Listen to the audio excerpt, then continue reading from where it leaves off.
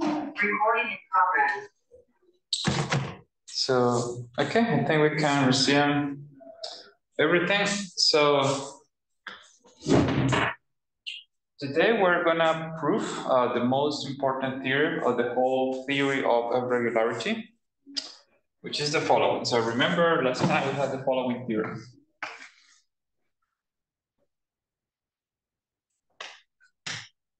So we're gonna have the Cartier pair like this.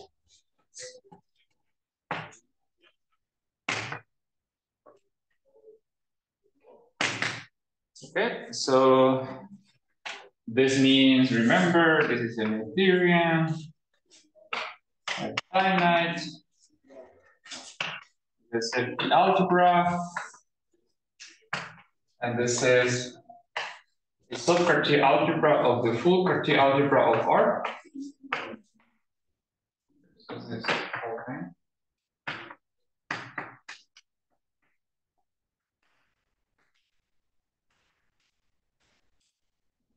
So yeah, actually the finiteness also comes in here, because otherwise this object would be either too big or too large. Sorry, too big or too small. This could even be 0 or too big. So yeah. So the finiteness hypothesis comes in so that this is a reasonable object to study. Okay, so we have this, and the second ingredient is that we're going to take a C ideal, right? So remember, the way to think about it is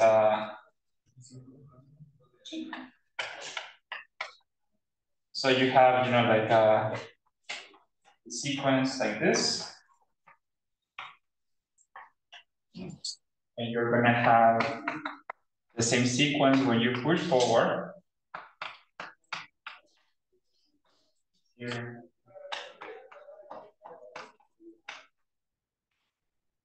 Right? And so what having an object there means is that whenever you have phi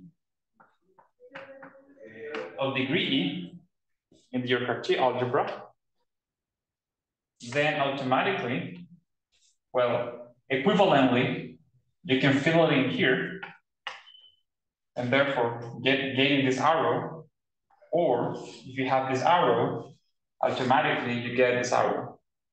You guys remember? Whenever you have a commutative square of any algebraic structure, probably, you have an induced, well, in an abelian category, you have an induced arrow on the kernel, or equivalently on the co-kernel. Okay? So let's say this is the whole picture, right? Like you have this phi, and then you get these induced structures. In other words, like this is a Cartier submodule, or equivalently, the quotient is a Cartier quotient. So this is the hypothesis here. If the pair were pure, we would know that this is radical. But in general, we don't know. So all we're going to do is that two things. So first of all, A will be radical. In other words, it's going to be an intersection of prime ideals, and all those prime ideals have to be C ideals, C prime ideals. But we're going to ask more. We're going to ask them to be centers of purity. So such that R comma C is non-degenerate along A. Okay?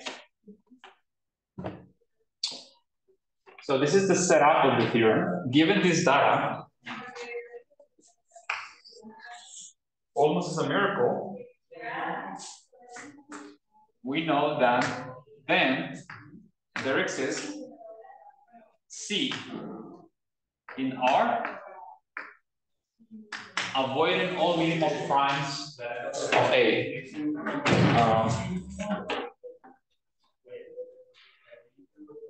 So remember here, Q was by definition the union all the minimal primes of A. So P runs over all the associated primes of the quotient. Right? That are finally limited, then you take this union. This union is the same as all the zero divisors modulo A. Okay, so you've got that. And if C avoids all of them, let me be super explicit here, i.e. C avoids P for all P associated prime or minimal prime of A. Okay, so this is just part of the little recall here. So such that, so it means such that for all R in R minus Q, you can find an E that is potentially gigantic, but there exists. And I guess Phi in CE such that Phi of R equals C. Okay, so this is the first part of the theorem we had last time. So we had a definition here that any such C is referred to as a principal.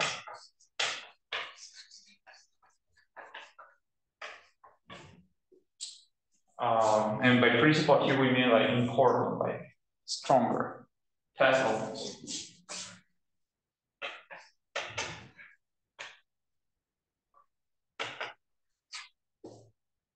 Okay, so this is the first part of the theorem, existence of test elements. So once you have the existence of test elements or principal test elements, automatically you have the existence of test ideas, but in a more powerful way. So actually I want to fix something I did last time. It's not that I made a mistake, but I didn't write it down like as it is useful. So I think last time I wrote that, okay, you can define this ideal to be this. This is correct, but the point of a principal test element here is that this part is going to be superfluous.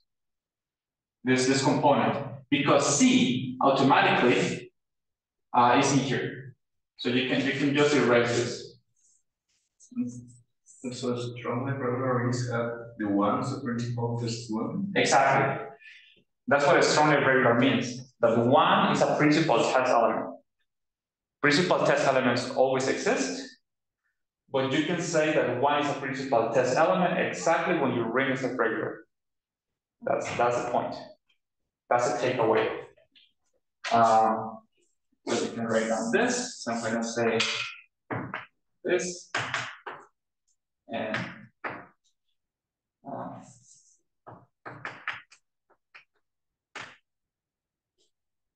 so here you put Phi.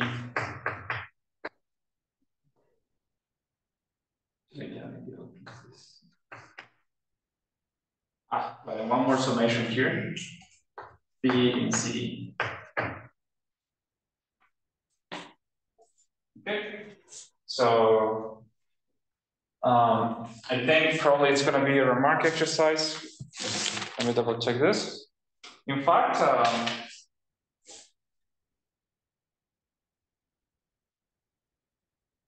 yeah, in principle, we can always, so the point is that as we need it, we can always replace this for E as large as we want.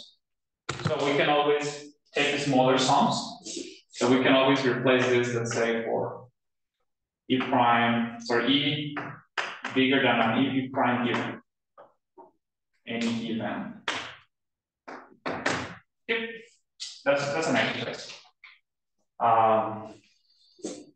But yeah. So furthermore, this ideal has the following properties.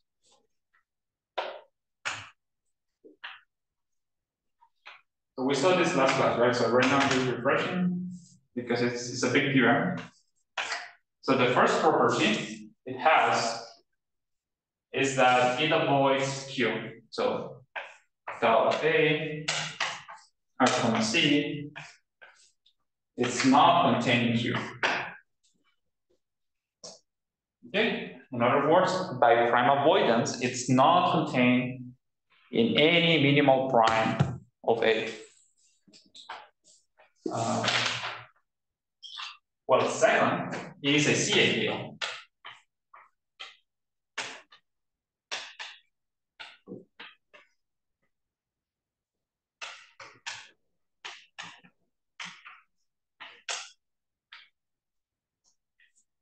And third, it is minimal with these two properties. Or it is the smallest one with these two properties. Smallest such that A and B hold. So in other words, there exists a smallest ideal that avoids Q, and it is a C ideal. Smallest C ideal avoiding Q. Okay? That's the test ideal. So this is a test ideal along A.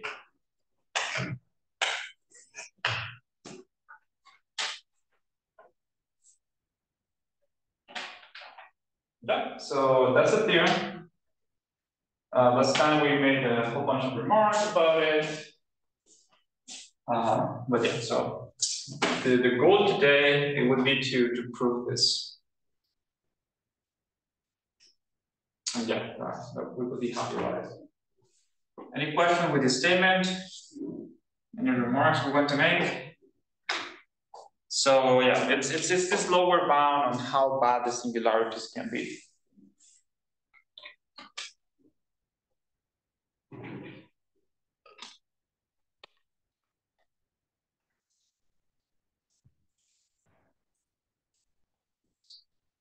Yeah, so okay, let's prove this.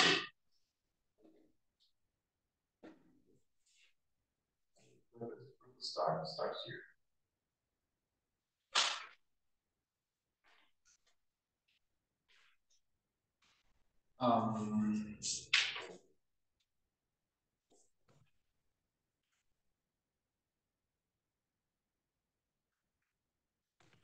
Questions? So okay, let's prove this. Let's start with a plane. Here notice a lemma, it's lemma 7.16. So I'm going to start with the existence of the test element. That's the hard part. So the first plane is a vertex C. I'm going to use gamma first because these are all preliminary C's. I'm going to start constructing some gammas, and then I'm going to get a C out of them. So the first one is a vertex gamma in R minus Q. Like that. First, whenever you have B, so remember that these gammas, these elements are often about localizing and getting nice properties. So I'm going to say, okay, if I localize my pair, and I have a compatible ideal here, I have a C ideal here, I'm going to ask it to be non-proper. Non-proper. So this means non-proper. Or proper, sorry. So you have a proper ideal, then B has to be contained in here. Okay, this is another way to write the localization of gamma. and B, I'm going to ask for this pair to be pure.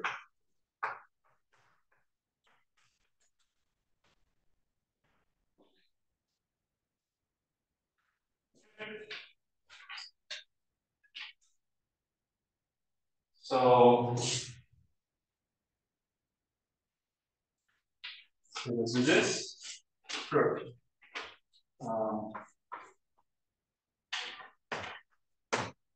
Plane. Let's make this a plane 1. So plane 1. So I'm going to read this annotation. Actually, for today, I'm going to denote by pi the quotient of R into RA onto RA.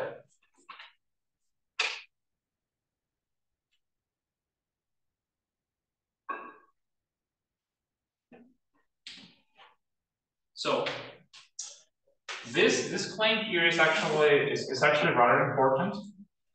And here is where we're gonna use that we have proved already that test ideals exist on reduced rings for A equals 0.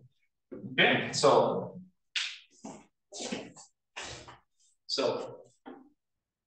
look at this. So since what did I write here? Since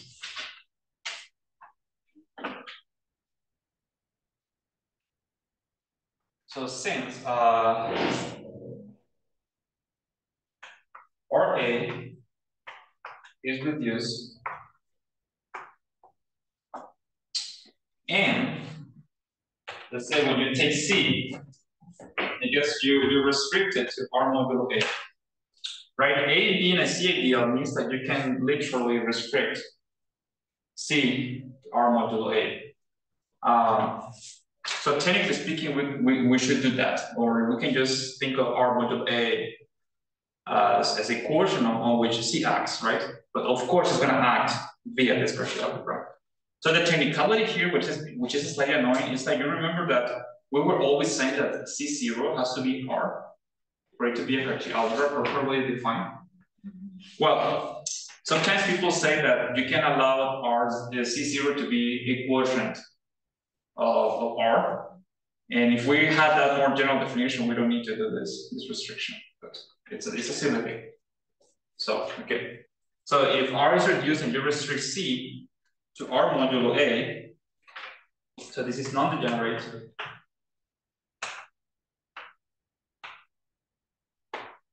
So what am I saying here? So C is non-degenerate along A. That's the exact same thing as saying that C restricted to R modulo A is non-degenerate along 0. But when we say along 0, we just don't say that. Okay? Is this part okay? So, since this is the case, there is gamma such that the class of gamma, let's say pi of gamma, in here,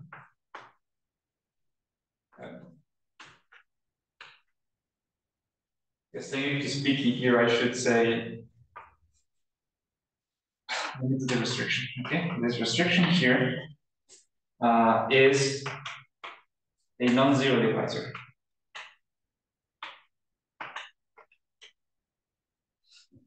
Sorry, zero divisor.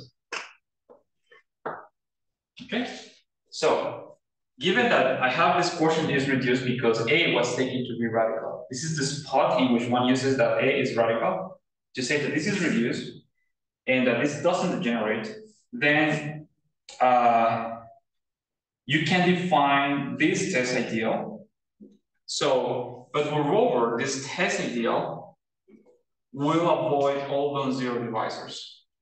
Okay, so you can choose gamma such that it's class, right? This is surjective, such that that does the job. And so this gamma does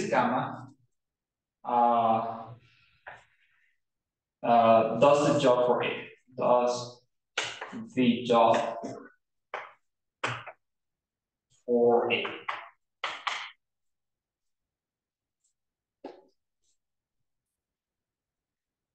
Because if you have such a thing, it means that B modulo A will be a compatible ideal that is proper and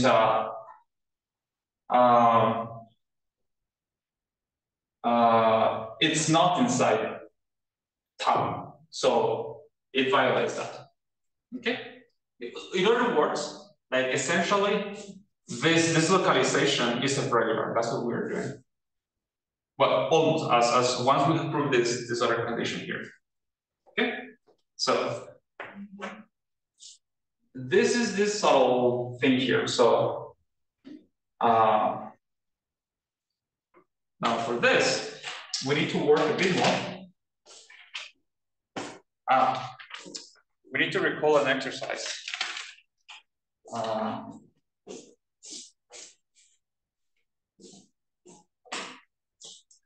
So let's move a little bit.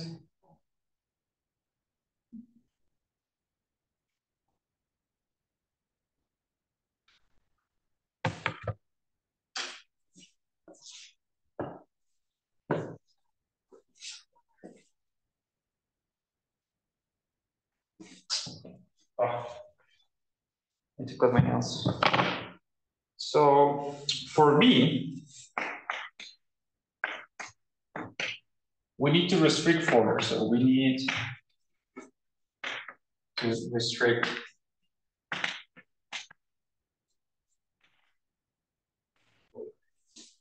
or to shrink, I guess, restrict or shrink further. And so by a previous exercise,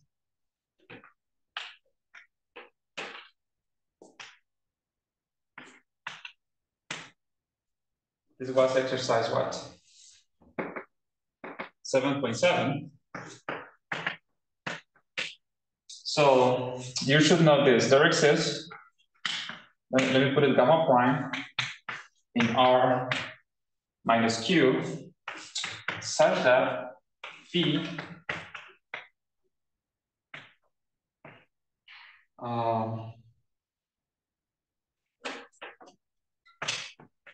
so such that gamma prime belongs to the image of this for some E.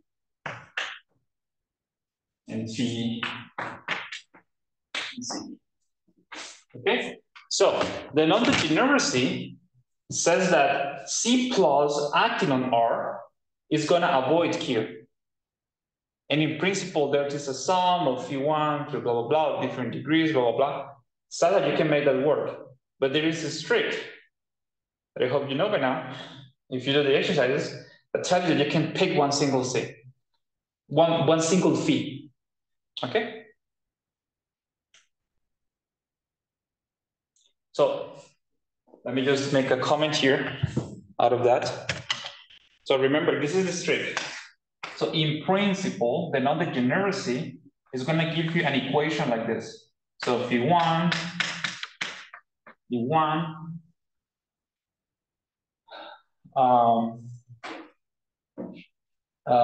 yeah, even different R's. Yeah, R1, blah, blah, blah. Let's say K, EK, K equals 1. But there is a strict in which you start saying, okay, let me take E equals 1 EK, and then you raise the phi i's to the E divided by EI, and then you can cook up one single phi in different degrees, and then you can make a single R out of that, and yeah. Okay, this is the trick that was mentioned the other day. It has shown up in the exercises already, so I don't want to repeat it. And in principle, Luis did it when he presented the class. He had to do the same trick here. Okay, so there is a trick that says that, okay, sure, you have to write down a sum and blah, blah, blah, but you can always arrange it so that there is one single phi. Okay, so just that. And with these two things, then gamma double prime, I guess, equal gamma prime does the job. Does the job for A and B.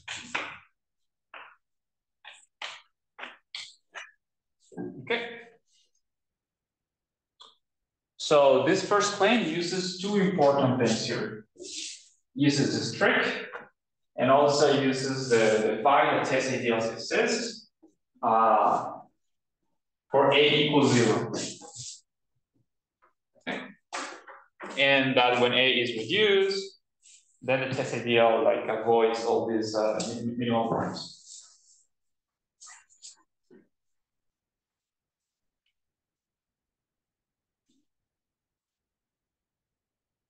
Okay, that's the first claim.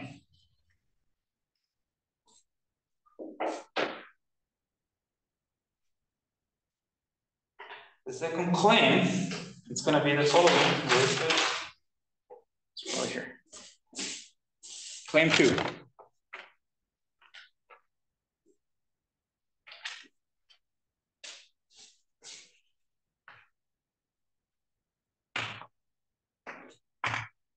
Is there any questions so far?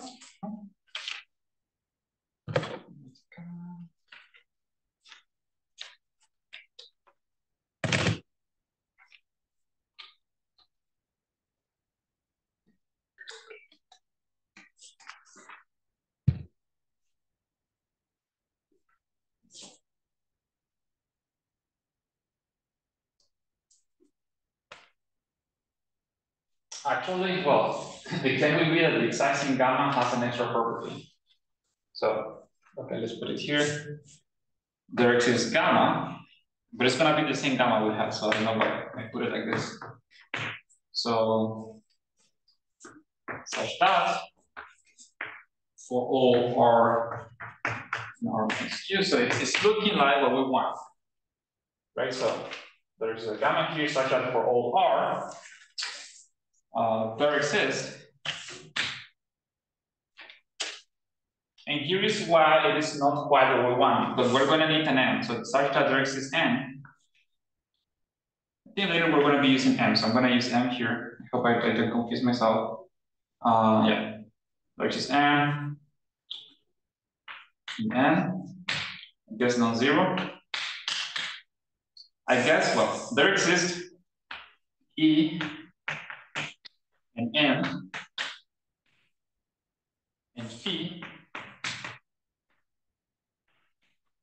such that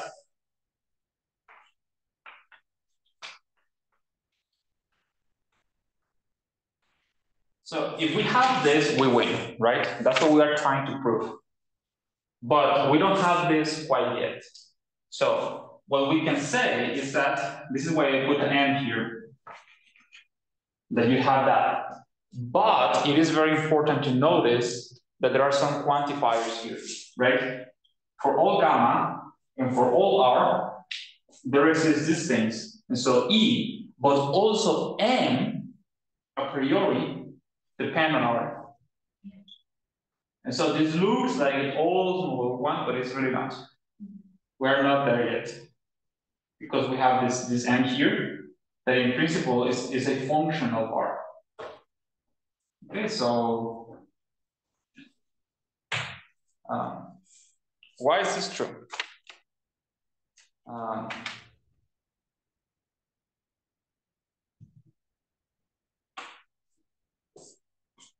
Proof of claim 2.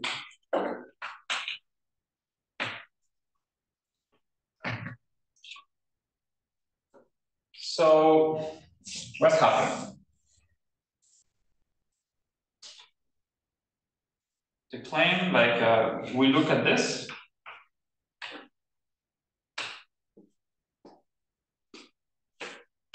And remember that this is going to look like as a sum over E positive over all the fees in CE, such that phi is R these are ideals, all of them, right? It's the events that are linear maps, so this is an ideal.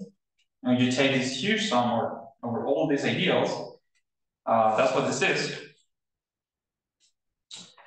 And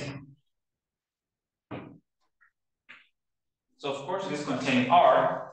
And so, what I claim is that it suffices to prove that the localization of this thing, I'm going to say, I'm going to localize, which means I localize the sum, is equal to R gamma.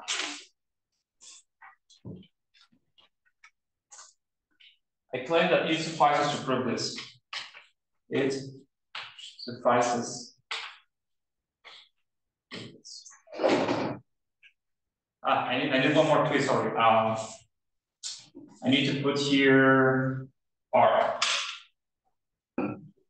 Sorry.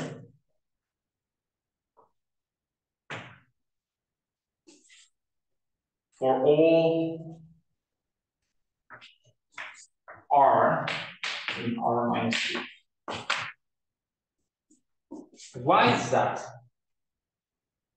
Let's take a second to think about it. Why is this what we want to prove, right? Because what is the meaning of this? The meaning of this is that 1 is an element in here, right? In other words, 1 is going to be written down as a sum of phi, R, blah, blah, blah, with potentially different degrees and so on, right?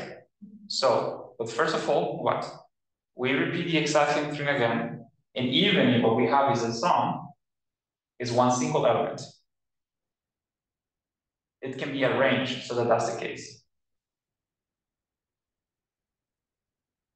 And second, well, this is happening when we localize gamma. So it means for a given R, there will be a power of gamma that can be hit, right?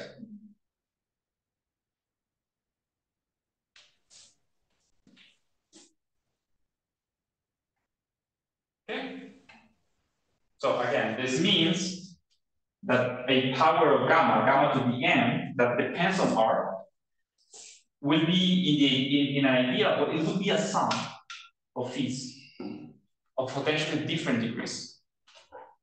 But then we arrange that sum to be of one single degree. Okay, so it suffices to prove this. I hope that's okay with you.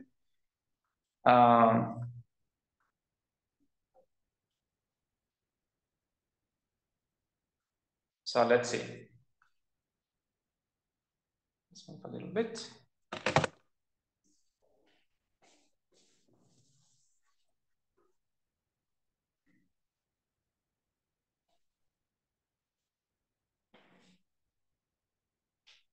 So let me just write down the equality again so that it's not. So we want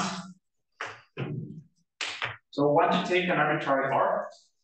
One.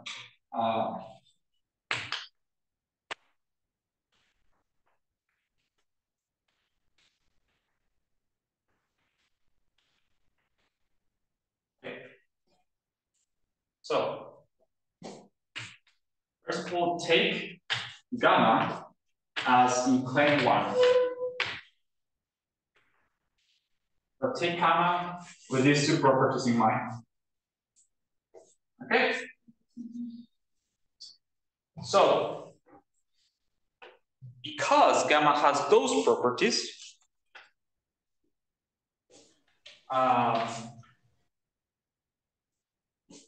then it suffices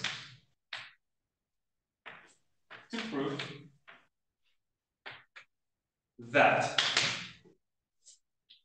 first of all, C plus, actually I don't need to write this R here, because this R it can be put in here, right?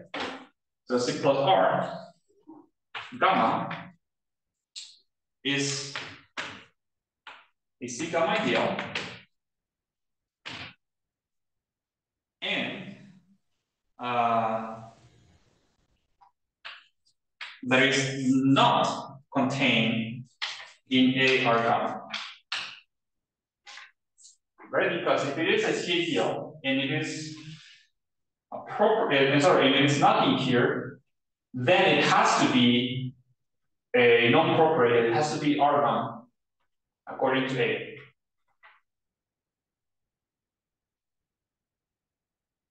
Okay? So we have to verify these two conditions. This one here, I claim is trivial. It is a C gamma ideal, right? It's in your face because if you add with C gamma in here, then it's going to be inside here, right?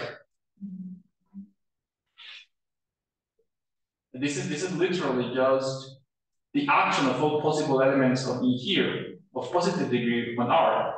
So if you add with another one, well, you still have. Okay, so this part is by construction. There is nothing that goes to it. So let's check this one. So we have to check this.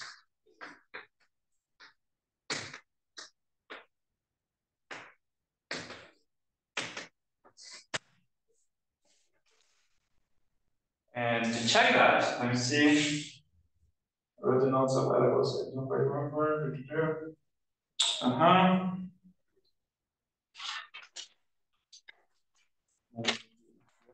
Paper. Now, here's what we're going to use A. So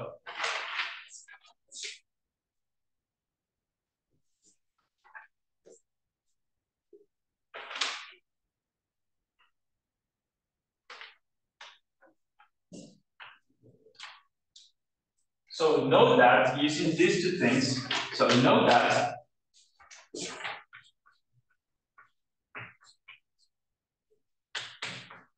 R gamma, this pair, is a regular.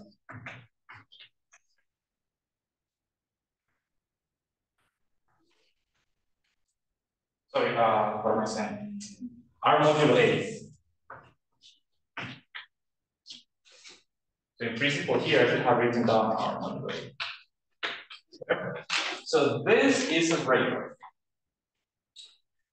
That's essentially the content of claim 1. So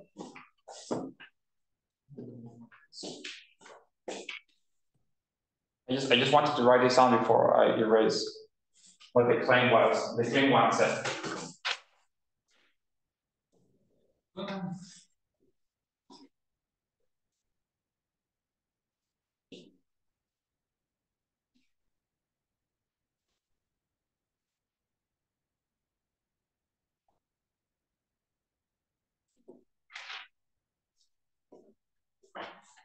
Right?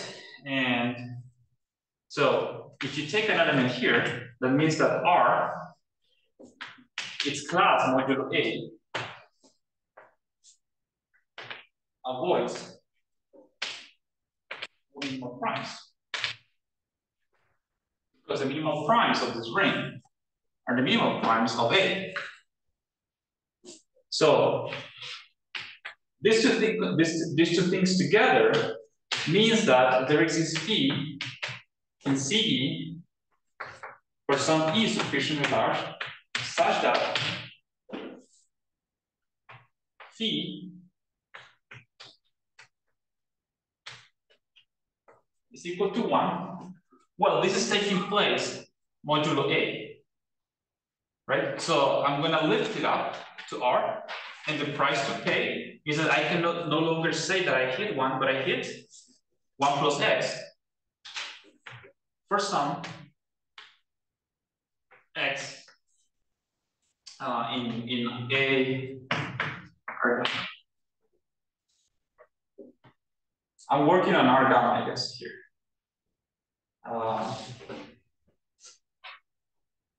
Okay, but this thing here is inside here.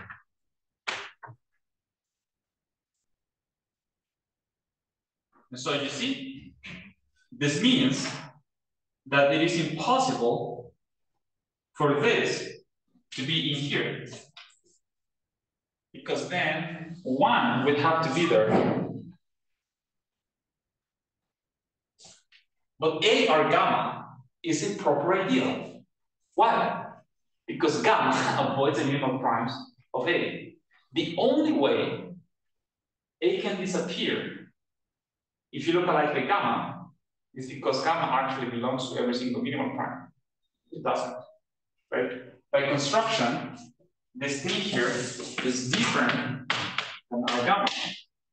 So if this is inside here and this is inside there, then 1 has to be there and then this 2 thing has to be equal. So it cannot happen that this is inside the R cap.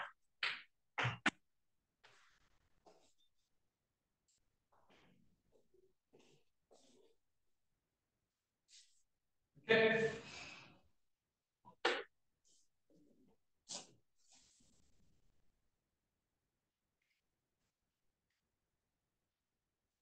So long proof. I guess we're taking our time too. One more claim, I promise.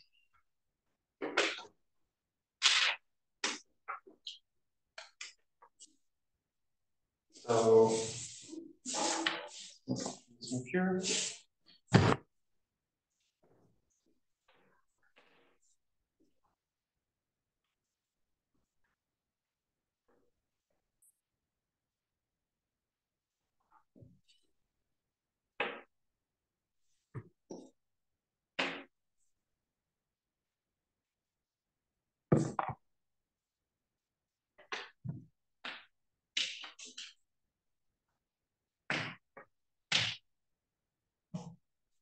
So take T in CE, take C in R, any C, and take B in here.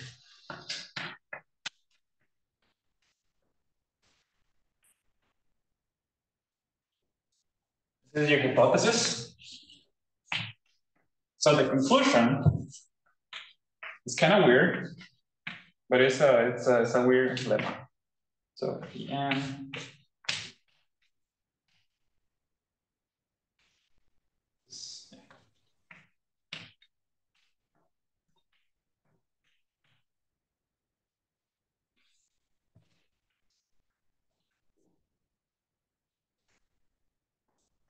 this is the trick.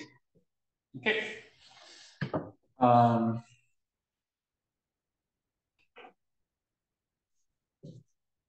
Yeah. There is nothing interesting to it, but you know, like in this proof, you will have to do some math at some point.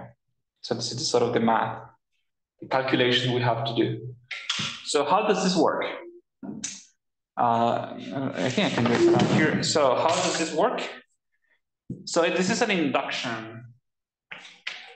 It's a proof of plane 3. So induction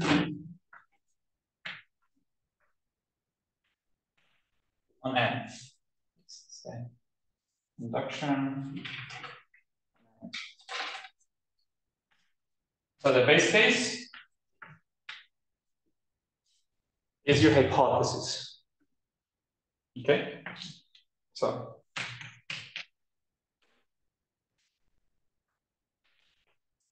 that part of the induction is trivial.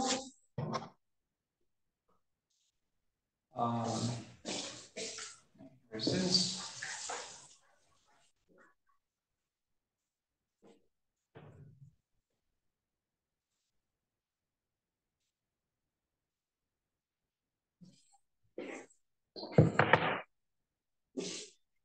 Now here is where the calculation comes. Okay.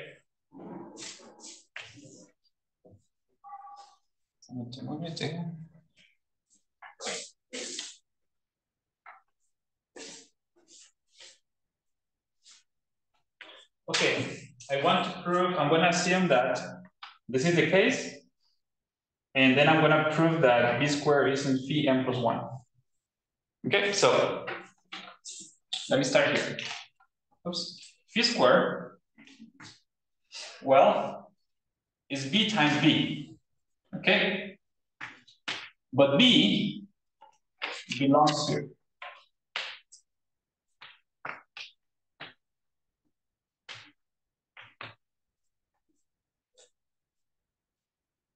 okay? B squared equals b times b, but by hypothesis, b is in here. Okay? So now we do the usual trick. We're gonna take b inside the phi. And to do so, what is the price to pay? This is phi. We have to raise b to the cube.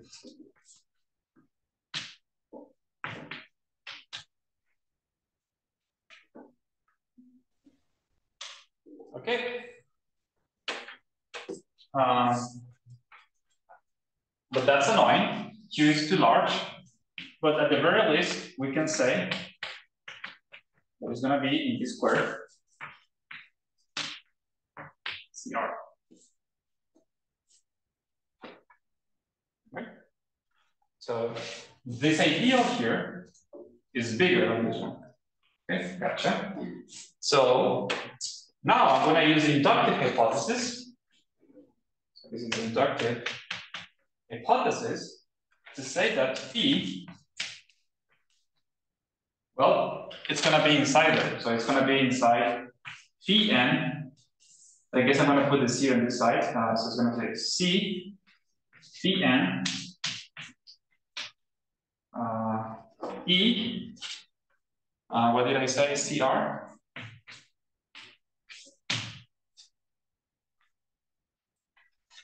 Okay. And so actually, this is inside phi. For example, I could bring the c inside to a huge power, but then I can just put c. So I'm just going to say something like this. And what is the meaning of this composition? That's the iteration of phi with phi n. Right? So this is none other than phi n plus 1. Actually, here you should have E. Yeah, NE, thank you. Yeah, NE and E. And when I do this iteration, it would be n plus 1 E CR. So that finishes the induction. Okay. Just this small calculation.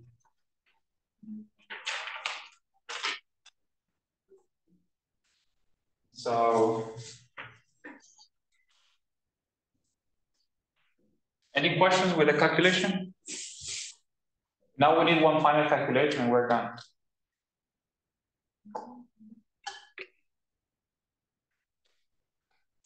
Yeah, the proof is cool because essentially everything we've done so far has been rather conceptual. But if you want to have a strong theorem, at some point you have to do a calculation. You know, you have to do it. So this is what we have done. So we have done a very conceptual argument and leave the calculation that needs to be done to the very end. So first calculation is this, and the second one, which is even cooler, is this one.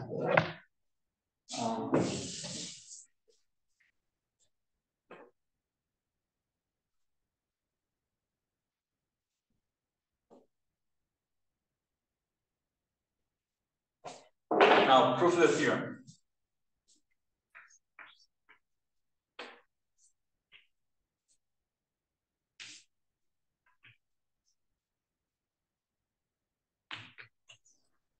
Let's prove that test elements or principal test elements exist.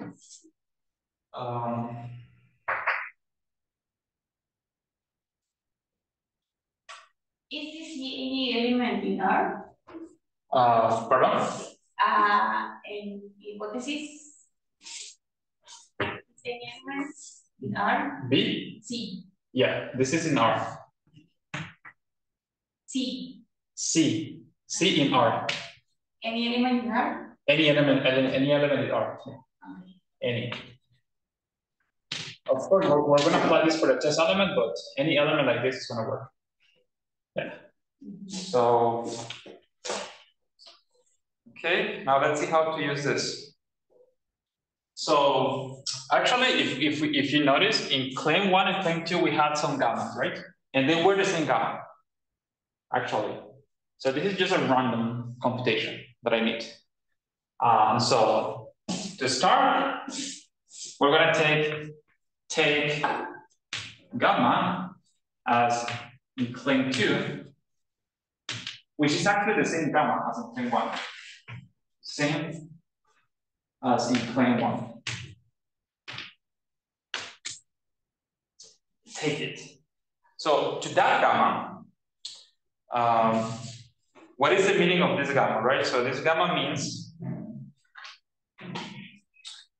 that we can take any R, and for that R, there will be an M such that, you know, so it says like, if you take any R avoiding Q, you will be able to find E and phi such that the E minus of R under that phi is going to be gamma to the M for some M that depends on R. Okay? So the first step is to do that, but for R equals 1. So I'm going to put here 1. So we're going to do this. Yeah. So let me do it like this. I'm going to put here 1, and then there is this. So write this down for some N and E different from 0 in N, and let's take the minimal with this property. So phi C, right? So gamma has this property, so well, we can write this down. So, but then we use the previous claim, and you know, another way to express this, let's say, so in particular, gamma M belongs to phi.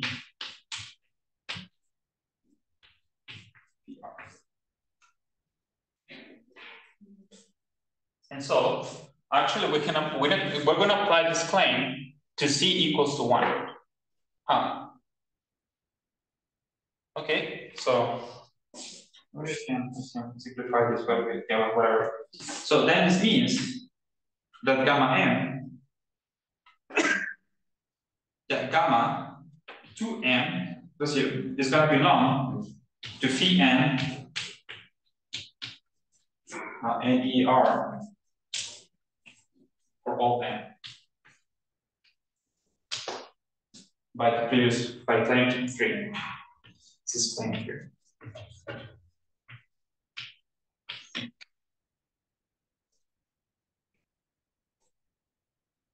Okay.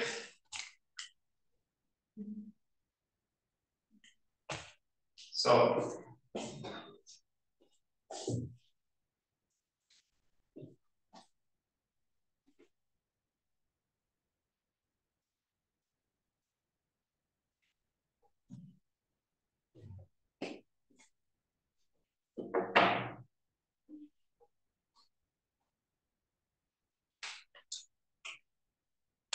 okay.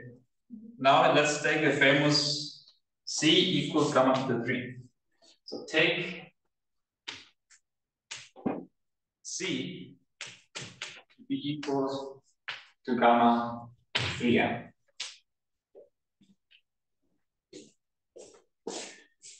Why? So I claim that this C, so that this C is going to be a principal test option. You have to take gamma to the M to the 3. So usually people define this to be the first gamma. Then you take that gamma to the 3rd power. It's very famous. Like as I was telling you that usually people only sketch a proof or just mention briefly how it works. That's usually what they say. in principle, this third power is going to work and leave it as a mysterious thing. Okay, let's do that. So, indeed. So let's take an arbitrary R.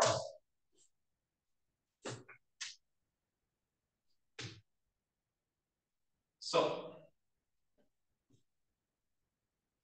the best we know so far, let's write the best thing we know so far is that there will be M prime and phi prime in CE prime such that gamma M prime equals phi prime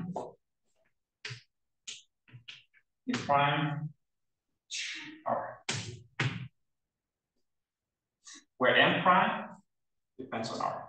That's the best we know. This is the claim again, like the claim 2. That's the best we can do. So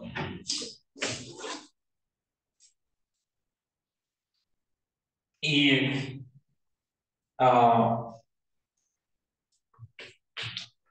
M prime happens to be smaller than 3M, we are done.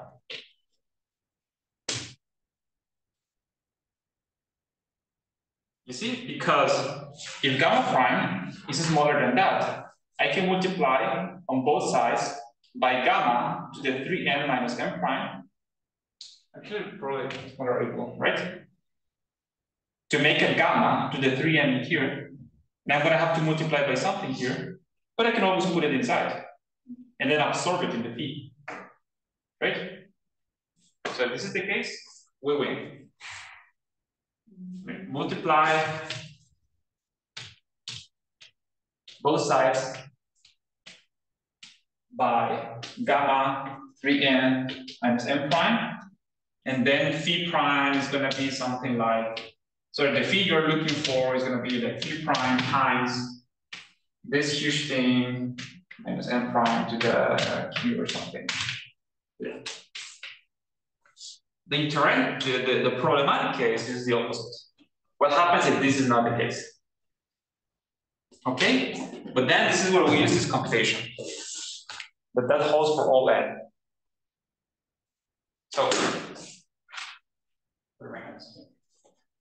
So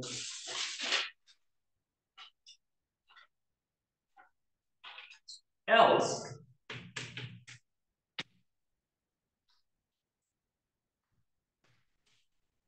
find n sufficiently large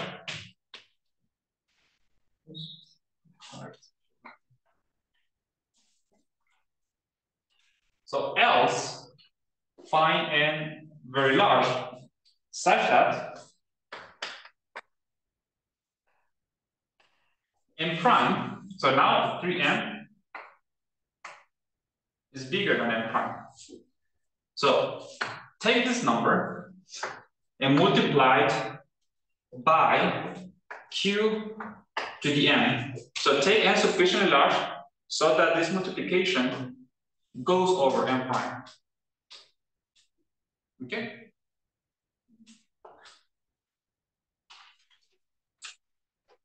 Then, and now this is the glorious computation we need to finish this.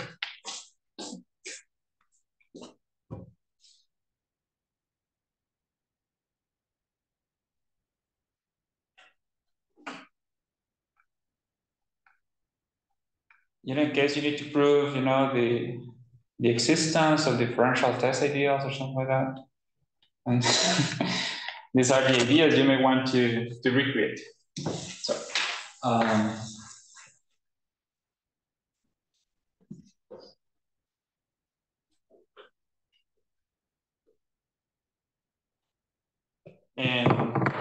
binomial. So we say, no, let's look at C. So now, note that this is the final calculation, I promise. C was 3 to the n. What is this? We're good so far with this? This is just very simple, right? So, but then we repeat a similar idea. So now we know that gamma to the 2n was inside what? Where did I write it? Here. No, where? Here, right? For any n, right? That's the point. So yeah, Pn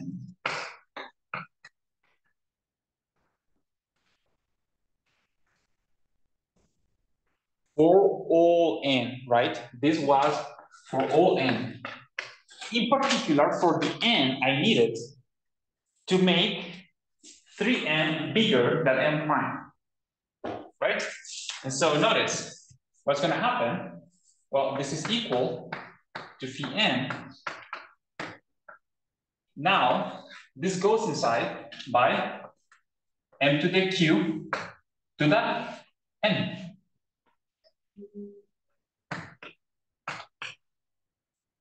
But by construction, this is going to be inside gamma to the n prime.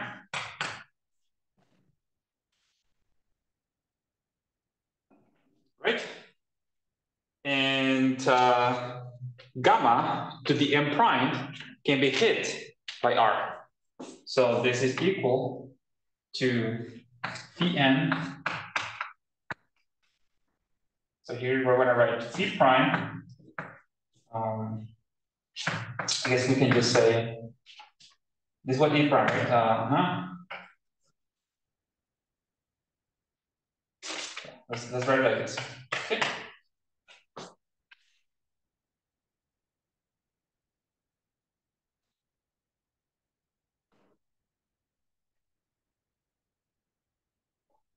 And so this is phi times phi prime. Phi prime. But phi to the n times phi prime star and e plus the prime. There you are. See, belongs to that, which means that there exists an R such that phi n, phi prime, like R goes to there. So the map you're looking for, right, is going to be the final map.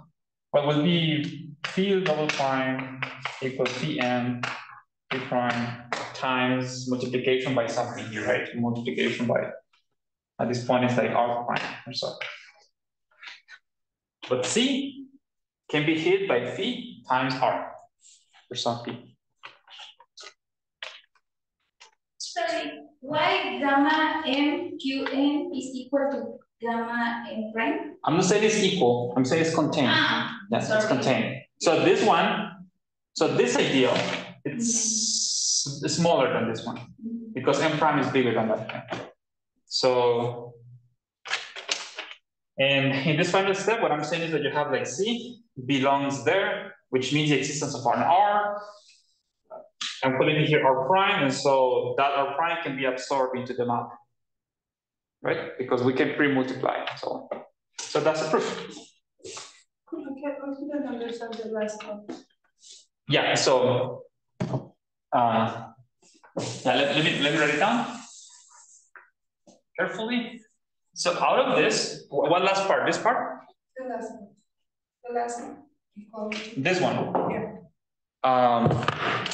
So what is it? So yeah, right. Like this composition means this product of phis. Yeah, but why you? Oh, this one. Okay, yeah. So right, you have to agree that this means that there exists. I'm calling it there R prime in R, such that C equals phi n phi prime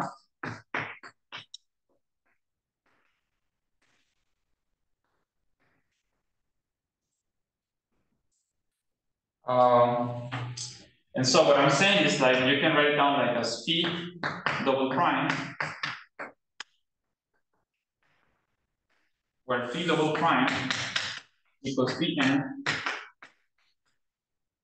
the multiplication on the right by R prime. Okay. So this is the phi double prime, or the phi that the theorem claims exists. And we just calculate it like this. And that's it. Isn't it pretty cool?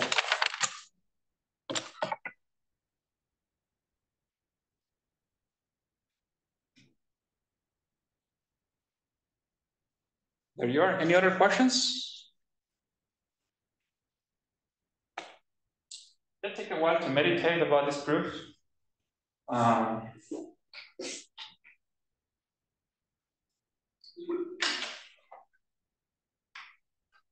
It's very difficult to find in the literature, so like this, but so you are. Of course, because there isn't much literature, it's all papers, in a complete net of paper. Who knows if there's like going in circles at some point. No, but I think, yeah, isolated like this, it's just that. I guess we can stop here for today. Next time, we're gonna go through some basic properties of test ideals, and we're gonna prove the centers of the future finite, and then we're gonna move on to Cartier core and other stuff. Maybe from now on, we're gonna be more relaxed on the proofs, like so that we can advance a bit faster. Yeah, so that's it. What else? Yeah, that's the plan for what follows. Yeah, cool. I think that we can resume next time. Goodbye, Wagner. Luego.